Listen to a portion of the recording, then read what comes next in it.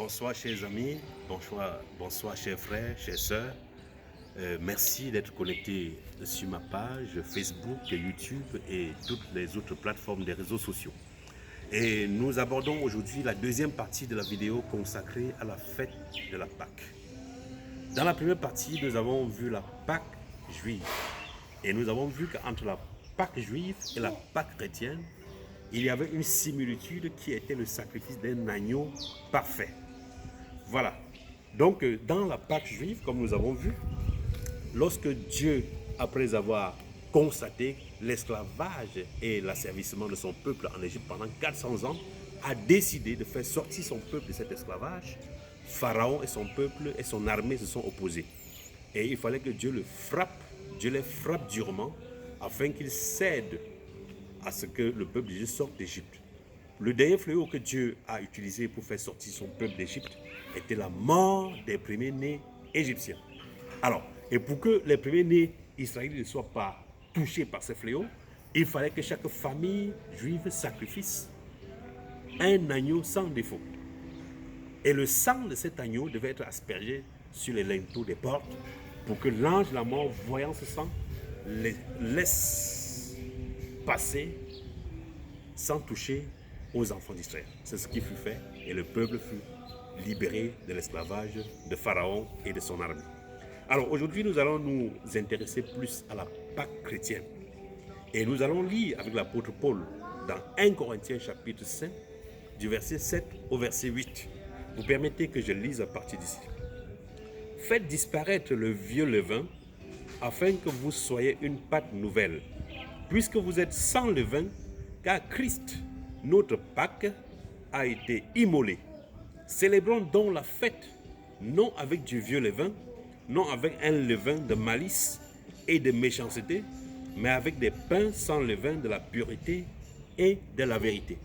Voilà, nous sommes ici au cœur de la Pâque chrétienne du point de vue du Nouveau Testament, où l'apôtre Paul présente Jésus comme la Pâque, comme notre Pâque, comme l'agneau pascal, l'agneau qui a été immolé à la croix. Et plus avant, dans l'évangile selon Jean, au chapitre 1, verset 29, l'évangéliste Jean-Baptiste présente Jésus comme l'agneau de Dieu qui ôte le péché du monde. Donc la Pâque chrétienne est le fondement même de la vie chrétienne, est le fondement même de l'engagement à suivre le Seigneur. Puisque pour que l'homme soit sauvé de l'esclavage du péché, pour que l'homme soit sauvé de l'esclavage du système du monde qui représente l'Égypte de l'Ancien Testament, il fallait qu'un agneau parfait sans défaut soit sacrifié. Et cet agneau parfait sans défaut ne pouvait être que Jésus-Christ. La nuance ici, c'est que le sacrifice de cet agneau parfait qui est le Seigneur Jésus a été fait une fois pour toutes. Et la Bible dit qu'afin que quiconque croit en lui ne périsse point, mais ait la vie éternelle. Dieu a, ça c'est Jean chapitre 3 verset 16. Dieu a tant aimé le monde qu'il a donné son Fils unique. Et je vais ajouter en sacrifice expiatoire à la croix de Golgotha, afin que quiconque croit en lui, afin que quiconque s'approprie de l'œuvre qu'il a accomplie à la croix de Golgotha, ne périsse point comme les Égyptiens, mais reçoivent la vie éternelle. Donc ça c'est le fondement même de la vie chrétienne. Donc notre Pâque, la célébration de la Pâque chrétienne, est notre acceptation de l'œuvre de sacrifice et de victoire sur la mort que Christ a opéré à la croix de Golgotha.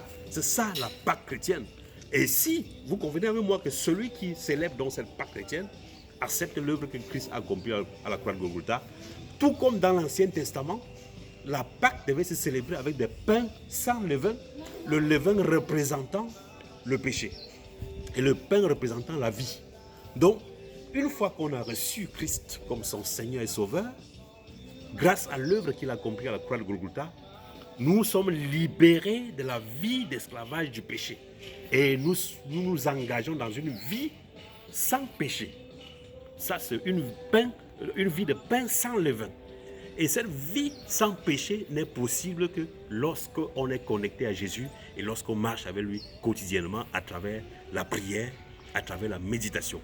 Chers frères, chers amis, vous qui avez écouté cette vidéo, ma prière c'est que nous puissions tous ensemble accepter l'œuvre que Christ a accomplie à la croix de Golgotha afin d'être délivrés du péché. Je sais que plusieurs parmi nous ont la bonne intention de ne plus marcher dans la vie qui ne glorifie pas Dieu, mais j'ai une bonne nouvelle pour vous. Tout ce que Dieu demande, c'est la foi. Mettez votre foi en ce que Jésus a accompli à la croix de Golgotha, recevez-le comme votre Seigneur et Sauveur, et il fera le reste. Que le Seigneur vous bénisse pendant que vous prenez cet engagement. Ma prière, c'est que le sang de Jésus qui a coulé à la croix vous libère de votre condition, vous libère du péché, vous libère de la maladie, vous libère de coronavirus, vous libère de la peur et vous donne d'avoir accès à la vie éternelle, d'avoir accès à la nouvelle vie, sans péché, la vie de sanctification qui n'est possible que grâce à Jésus. Père, merci. Bénis tous ceux qui ont écouté cette vidéo. Pendant qu'ils partagent dans leur plateforme, qu'ils soient bénis au nom de Jésus. Amen.